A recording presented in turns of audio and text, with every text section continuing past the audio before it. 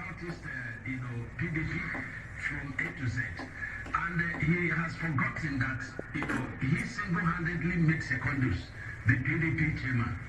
He has forgotten that he wanted to also impose, one of his own as the minority leader in the House of Rep. It's unfortunate.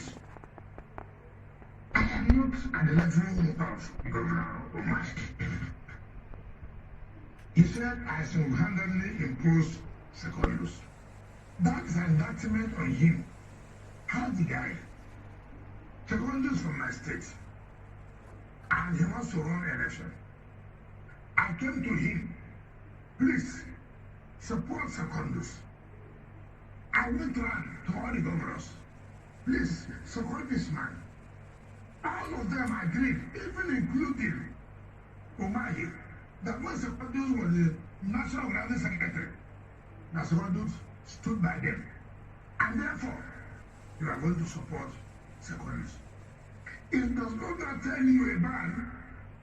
So which means I said, Umahi, you must support Secondus. And the Umahi, who is supposed to be a governor of the state, without thinking, now went to the convention and said, Wike said, I should support Secondus. Wike flubbed him. And he went and supported Secondus. You can imagine the kind of governor you are talking about. There's nothing wrong. And I won't apologize to anybody. If somebody from River State wants to run an election, I have to go and talk to my colleagues why we should support this person. He must know that there is nothing that happens in PDP without his authorization. He must know that he said that the PDP working committee members are beggars and armed robbers and the bribe takers. He has called them all kinds of unprintable names. And I've asked Governor Wike, is my friend, let's not take on ourselves because it will be very dangerous for us to take on ourselves. Now he also said, I must control the NWC. At the same time, I said, they are armed robbers. They are this. The people I'm controlling, I'm not controlling them according to him. And he said, also saying that they are armed robbers. The point he must be made. And one man who will tell you one thing today, in the morning, in the afternoon, in the night. I do not go say one thing this morning, in the night, I said the same thing. Umahi has shown the kind of character is made of. Let me just tell you one thing. I said, some members of NWC are tax collectors. Some members of NWC are tax collectors. I said so, and that is the stuff some of us are made of. I never said NWC are tax collectors. So, Governor Wike, and we also heard from Governor Umahi. Well, for analysis of this latest political upheaval in Nigeria, I'm joined now from our Overflow studio by the lawyer, public affairs analyst, and member of the opposition PDP, Anthony Ahilebo, and with me in our main studio, the legal practitioner and member of the UK's Lincoln Inn, Daniel Bwala, who is also a governance analyst and former senatorial aspirant under the ruling ABC. I'll start with you. Thank you very much indeed for coming in. And we're having a bit of a guffaw, a bit of a laugh there while that was going on. I mean, a very public spat indeed between two influential governors, David Umahi and Nyesom Wike. How has this latest blow up between the two gone down in Nigeria's political world? Thank you for having me. As I watch the back and forth between them, which is what the Americans would classify as a food fight, it's interesting, but at the same time can be said to be sad, in the sense that whatever decisions they make, it will affect not just their immediate constituency, which is the states, but now it's going to affect their respective parties, because David Umahi coming to APC to me is not just a movement by accident. As someone who is actively involved in the activities of the APC, he would want the world to know that he simply moved because he felt injustice. So, in a nutshell, listening to both of them, there is a bit of a truth on both sides, there's a bit of a non-truth on both sides, and then a misleading information. So probably in the course of the interview, we may have to look at it. Now, let me start with one. Well, let me just ask you this quickly, because you made a very interesting point about what Governor Umahi's defection is going to mean. I mean, is it likely to be beneficial or less so? Because in doing that, I mean, in making new friends apparently in the APC, he's left behind a lot of enemies in the PDP. Right.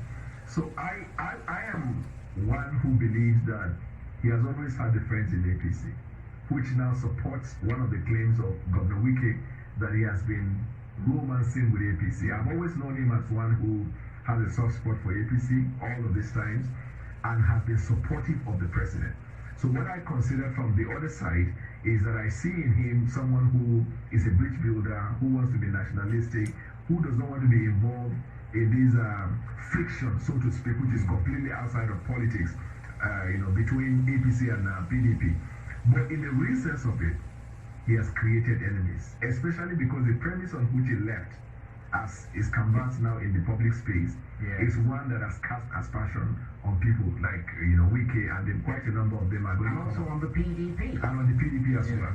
Now, part of what he is saying that may not be true, even though I'm not a member of PDP, is this fact that PDP has not been fair to the Southeast. Now, everyone knows that the Southeast are the biggest beneficiaries of the PDP administration over these years, in terms of position, in terms of relationship, even in terms of influence, which is what Governor Wike tried to tell the world. That look, tell us you are moving because you have a personal ambition, but not because of what you are saying, that the Southeast is being marginalized.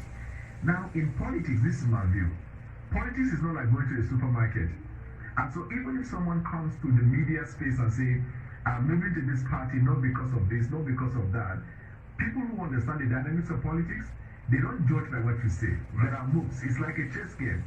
When you look at the position, when you look at the force, when you look at the dynamics of movement, you see calculation. And if you are judging on the basis of that, then you will agree with the point of Wike that the move is looking at 2023. Okay, let me ask you to just stay with us. Let me bring in the Anthony Ehilebo, who's in our Overflow studio, and he is a public affairs analyst, he's a lawyer and member of the opposition PDP.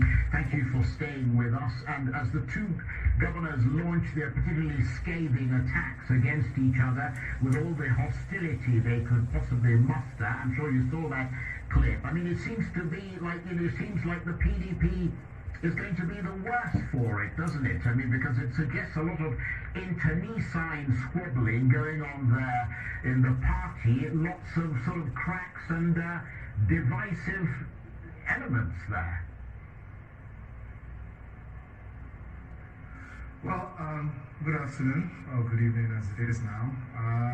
I'd like to disagree with you that there are cracks within the PDP.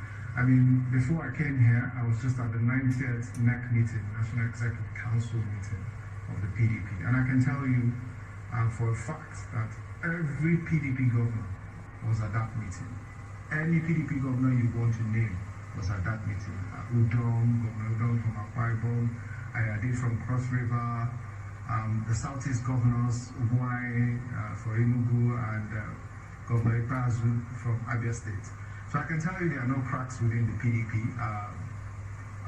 What has happened is that someone has looked at the political future and decided that he best make his bed with fellows that he feels more comfortable with, which is the APC. But in hindsight, or when one thinks about it, how do you leave a party that is settled, a party that has a functional national working committee, for a party that doesn't seem to even have the committee that is supposed to manage the party affairs, that has his house in order, doesn't have a functional BOT. I mean, throughout this week, PDP has had several of its organs having meetings. So when Governor Umahi, who has left the party, and who we've always had a suspicion that he's not. I'm very sorry, Mr. Ehilebo. Okay, guys, this is where we are going to stop today. So if you have anything to say concerning this, drop your comment in the comment section. and please don't forget to subscribe to this channel. Thank you very much. In Nigeria.